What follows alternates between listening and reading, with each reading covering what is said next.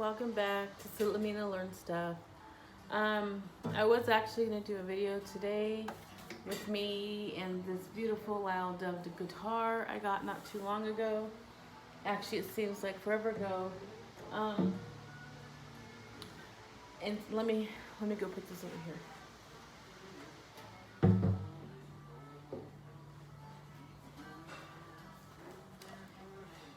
Instead of making a video about me playing guitar and learning how to play guitar, which I've just started being able to practice again because maybe you can tell I have a new space. In April, due to some unforeseen circumstances, my children, me and 5 of my children, we became homeless. And we ended up in Eugene, Oregon, living in motels, sometimes in the car, sometimes some of the kids were in a shelter. Luckily for us, it was less than 3 months. I am a veteran and I had a great team of HUD-VASH workers helping advocate for me on my behalf. Of course, there's a lot of work I had to do myself. I was able to get a HUD voucher and I got into a specialty program through the local St. Vincent de Paul called the Veterans Housing Project. So now, me and my 5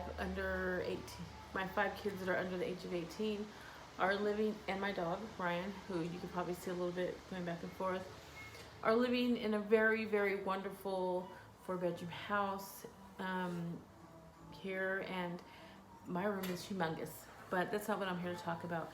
I am learning things. I have learned a lot about myself, and I've learned a lot about systems and barriers for homelessness and for my own self being homeless, a homeless person of color, a female person of color that's homeless with PTSD, who is a veteran, who has a large family. There are a lot of barriers to housing. One of those barriers is there are not shelters set up for a family of my size. There are still also a lot of, hardships that come with having kids that are what I would like to call neurodifferent. They're not neurotypical. On top of that, there's a couple of my kids who also have some psychological problems, and going into a open air, we like to call it open air, not that it's outside, shelter where there aren't necessarily rooms for privacy isn't conducive, not just for them, but me as a person with PTSD. I would not have been able to sleep. I had a hard time sleeping anyways, I'll be honest, during that time. I know a lot of people have it worse. I've seen it, and I've seen people struggling. I've met people that have become homeless for obvious reasons. They've had addiction problems, they couldn't hold down a job, or they lost their housing because it was related to their addiction. I'm recording. I've seen people that have become homeless because the relationship has ended and they had nowhere to go, or the places they could go wasn't conducive to the healing that they needed. I've seen people become homeless because of serious depression. I've seen people become homeless because a partner left them and took everything they had and left them and children, or left them to carry the burden of everything, and they could no longer do it, and they're still grieving that loss. And I've met people that have become homeless because of a loss of a spouse or a loved one, or a loss of a parent that they were caring for and weren't getting paid for, so they didn't have money put away for the situation. So I've learned what it's like to be homeless, and I've learned that what some people might consider homeless, agencies don't consider homeless. So me going from a motel to my car, and my kids going, some of my older kids temporarily going to shelters, doesn't really qualify me for the homeless services I would normally get even as a veteran. My car isn't big enough for all my children to sleep in all the time, and not all my children none of my children want to be away from me, but there was times where we had to do that. Luckily, their father at times was able to help us, but he's really was not in a position to take them in, as he was homeless himself, awaiting a bed for himself. I'm not going to get into that. This is private information.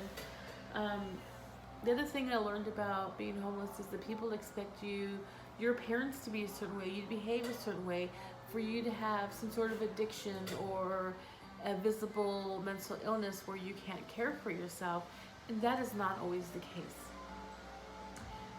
As a homeless woman,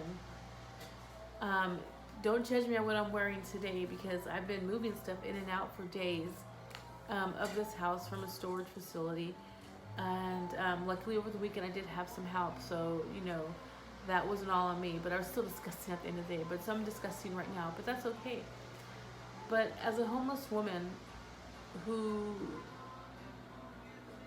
has had nice things going into homelessness, nice clothes that I bought at thrift shops. Hardly any of my clothes were bought brand new at a store. I try to carry myself a certain way, so when I go into places to maybe get a job or look for a job. I also became a notary public during my homelessness. I became commissioned. I'm trying to kind of get that off the ground. It hasn't really worked yet. I carry myself in a certain way, so I look somewhat professional. But people question that. Why are you dressed up nice if you're homeless? Why are you wearing makeup if you're homeless? I'm not wearing makeup right now, by the way. Do you know what? I have seen women that are living on the streets go in an alleyway, go behind a building, even go inside a fast food restaurant or a gas station, go and wash their hair in a sink or in an alley with a jug of water, wash their face, and put on makeup because it makes them feel good. They try to be as clean as possible and presentable the best way they can. And I was no different.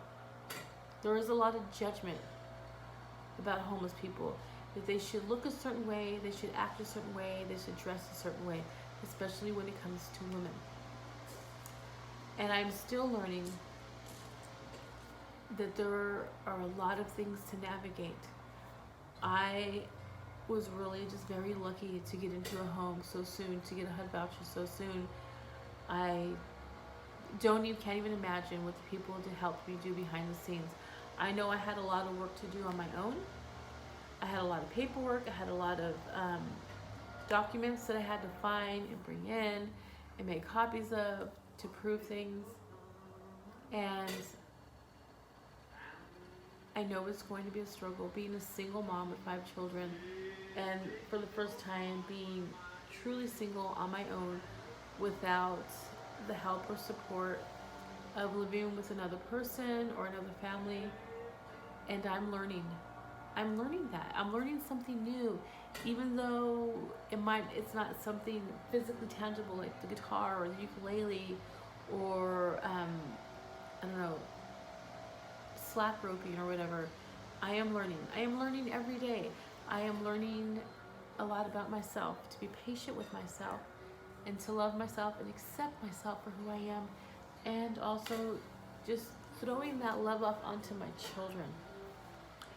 My children have been resilient through this whole process. Of course, there have been times where they were just like, Mom, I don't think we're ever gonna not be homeless.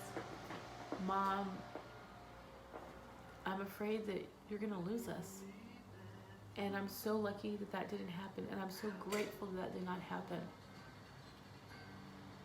And my hope is that somehow I can pay back what I've been given, pay it forward into the future. And that's what I want to talk about, what I've learned and what I'm still learning about being homeless. No, I'm not homeless right now, but that doesn't mean that that can't happen again. Thank you for watching. I lost my remote, so you probably see me walking up here to click it because I don't know what happened to my editing software. Thank you for watching Citlalmina Learns. Look at how wonderful I look at the end of the day.